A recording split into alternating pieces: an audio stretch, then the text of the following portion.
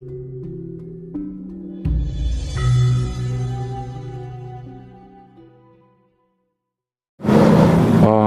boleh dikatakan Mbak Gatot ini istilahnya menyimpulkan kalau untuk perketuhanan logika kita harus ditaruh dulu karena ini bukan ranah logika gitu Mbak. Apakah memang gitu Mbak penjelasan? Apa kurang keras? Ketika jenengan tadi bilang untuk meletakkan nanti kepala ini kan sebenarnya ini logika tidak bermain di situ karena tidak akan menjangkau berarti Mbak. Mungkin saya tegaskan lagi, terus untuk cara pendekatannya itu tetap menggunakan ini, Pak? Ya itu, hening itu. Okay. Sekarang kan sudah dulu sulit orang berbicara tentang itu. Tapi era sekarang itu terbuka. Tapi manusia ya masih belum percaya bahwa inilah kuncinya. Gitu. Jadi mudah sekali kan merasakan. Nafas, jantung, tanpa disengaja dirasakan dengan kesadaran, kan gampang sebetulnya penjelasan itu. Dan saya rasa sekarang orang cerdas, cepat mampu menangkap, tapi untuk meyakini itu penting, itu yang tidak gampang. Dalam proses itu kan perlu istilahnya ada yang membimbing, loh, Pak. Nah, kan sebagai seorang yang pelaku amatir yang masih pemula. Kan banyak ketakutan, kekhawatiran nanti ketika meditasi akan mengalami begini-begini.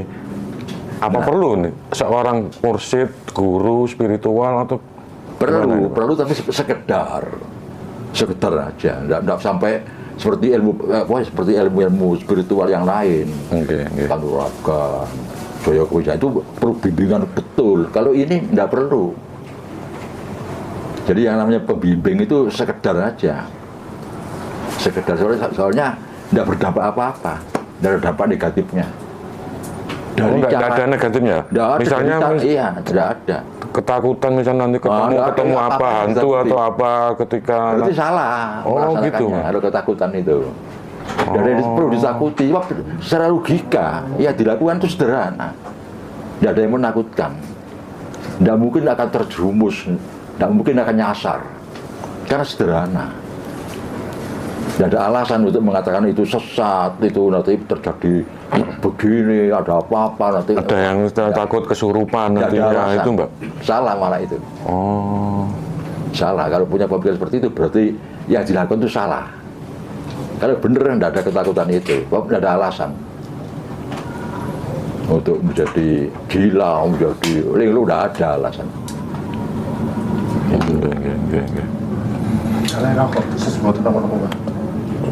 Sambil merokok tidak apa-apa, Mbak. Santai, Mbak. Saya lanjutkan, ini masih terkait tentang masalah meditasi spiritual Jawa nih, Mbak. Itu tadi memang kan yang amatir-amatir ini kan banyak pertanyaan-pertanyaan yang masuk dalam komentar itu. Kadang dalam latihan bermeditasi itu harus kayak apa posisinya, duduknya, apa ya juga perlu istilahnya memakai apa wangi-wangian atau aroma apa gitu. Mungkin bisa dijelaskan. Gimana kurang jelas ada rame kan bagi yang pemula untuk belajar meditasi itu kan butuh istilahnya kayak meditasi itu kayak apa, posisinya kayak apa, duduknya kayak apa juga ya perlu harus pakai wangi-wangian atau bakar dupa atau menyan atau gimana itu Mbak? Kalau ada tambahan-tambahan seperti itu ya tidak salah juga, asal tidak bertentangan dengan prinsip semedi. Jadi tidak apa-apa Mbak ya? Tidak apa-apa kalau tidak mengganggu prinsip semedinya. Oke. Semedi sendiri sederhana. Oke, terima kasih pembabaran masalah tentang meditasi tadi Mbak. Ini saya mau beralih tema ini terkait tentang tulisannya Guru Soekarno Putra itu mengenai cerita atau sisi lain dari Bung Karno yang mungkin judul bukunya apa? Bapakku Guruku itu Mbak ya. Nah itu kan tentang ada Bung Karno. tulisan masalah Bung Karno itu. Mungkin Mbak Gatot bisa menjelaskan kayak apa intisari dari tulisan tersebut, Mbak. Jadi untuk memahami pemikiran atau tentang perjuangan Bung Karno sejak awal pergerakan sampai beliau itu lengser dari presiden, itu memang harus kita sering membaca, sering juga artinya punya sumber-sumber yang relevan. Misalnya di bawah bendera revolusi, di bawah bendera revolusi 2 itu lengkap, ada 2 buku kan, di bawah bendera revolusi 1 dan 2. Kedua biografi Bung Karno, biografinya. Nah, tapi di samping itu ada buku-buku yang istilahnya buku saku lah ya, yang terangkat tentang Bung Karno. Yang saya tertarik dulu itu tentang tulisan Guntur. Guntur itu putra sulung Bung Karno. Nah, beliau juga menulis tentang Bung Karno yang judulnya itu Guruku dan Bapakku. Oh, Guntur tulisannya? Iya, ada. Sekarang tidak tahu, sudah tidak terbit lagi rupanya. Guruku Bapakku. Guruku Bapakku. Ini pengalaman Guntur sendiri. Saya baca itu sampai ya banyak yang lupa. Antara lain begini, Bung Karno itu kalau rapat kabinet penting sekali, itu mesti di luar jam kerja. Jadi entah sore, entah malam, di ruangan di istana sana. Dan Guntur waktu itu dalam usia mungkin sekolah entah SD, entah SMP, saya nggak ngerti ya. Belajarnya persis di depan pintu keluar masuk dari tempat rapat itu. Ada dia bawa meja dan kursi, dia baca sambil dia dengar rapat itu.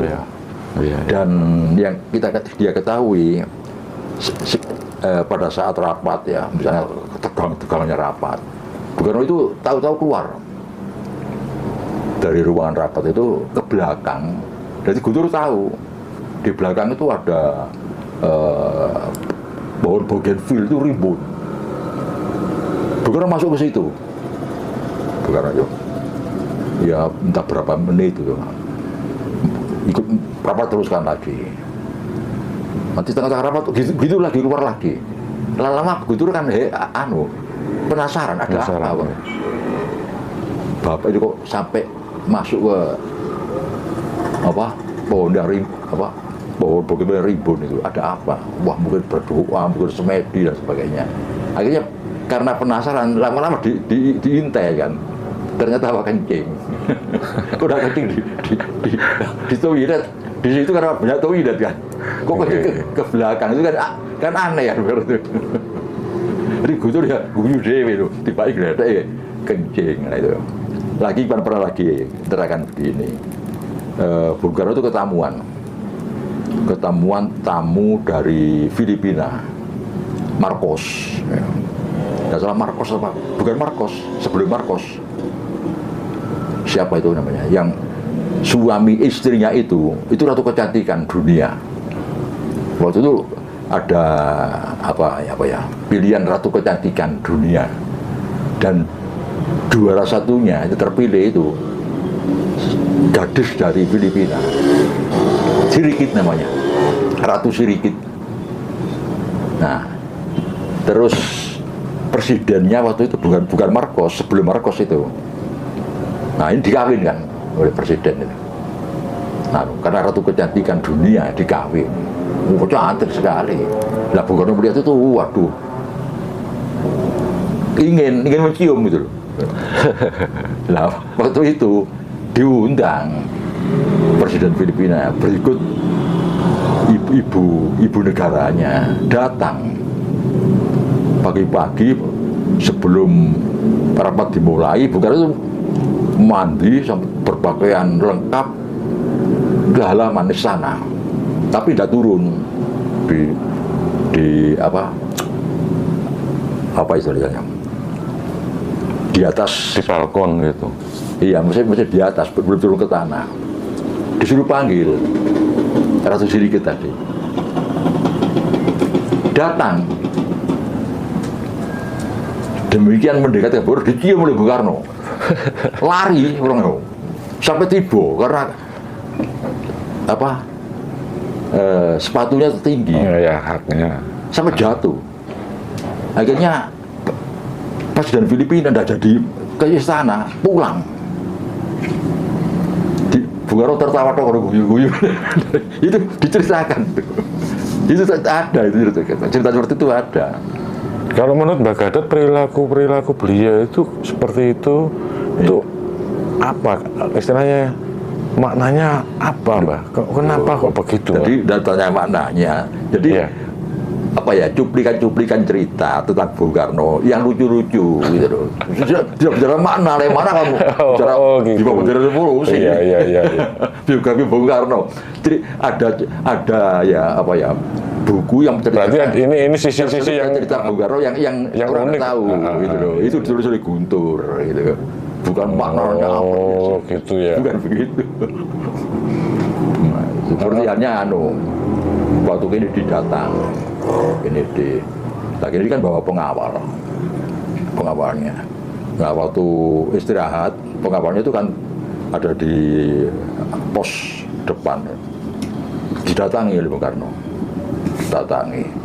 Ditanya, kamu pengawalnya presiden, apa syaratnya menjadi pengawal presiden Amerika Serikat, superpower, negara adidaya? Apa syaratnya menjadi pengawal presiden? Wah, cerita. Harus jago tembak, harus sekolah dari akademis yang apa istilahnya kumlot, ya. Jadi diceritakan. Terus Bung Karno tersenyum. Nah, jawab, kamu tahu syarat menjadi pengawal presiden di RI, NKRI ini, Republik Indonesia ini, apa yang mulia? Harus pernah membunuh orang paling tidak 5-10. Itu bener mau revolusi ya. Iya. Masuk akal itu syaratnya. Ya belum pengawal presiden. Mungkin dia belum pernah bunuh orang. Pengawalnya itu. Bunuh terus belum menang masuk istana. Ngelecehkan doa. Iya, dibully itu, Mbak. Dibully istilahnya itu, dibully. Memang kebetulan waktu itu memang keadaan masih agak-agak ya gimana ya. Jadi tidak seperti itu, tidak tabu dulu diceritakan itu, tidak tabu. Contoh lagi ya, Bung Karno tidak salah ke mana, kok Eropa. Nah terus Bung Karno pesen payah waktu itu, tidur ke kamar, bilang pada semua penjaganya, tidak boleh satu orang pun bangunkan saya payah. Dijaga ketat. Siapapun mau ketemu, jangan dulu, tunggu jam sekian. Nah, tahu-tahu ada salah satu pengawalnya Bung Karno datang, itu ketemu, tidak boleh. Padahal si pengawalnya ini, ya, itu dipesan oleh Bung Karno untuk mencari wanita. Nah, setelah dia mau melaporkan bahwa dia sudah menemukan seorang wanita sebagaimana yang diidap oleh Bung Karno itu, tidak bisa masuk. Akhirnya setelah sore, mana pesanan saya? Bung, tidak boleh masuk saya. Jadi katanya Bung Karno sendiri yang melarang, siapa tidak boleh. Wah, tidak bilang saya kamu jadi. Itu lucu, banyak yang lucu. Iya. Nah, cerita seperti itu tidak tabu di Indonesia, disampaikan kepada secara umum dulu itu, yang tentang Bung Karno itu.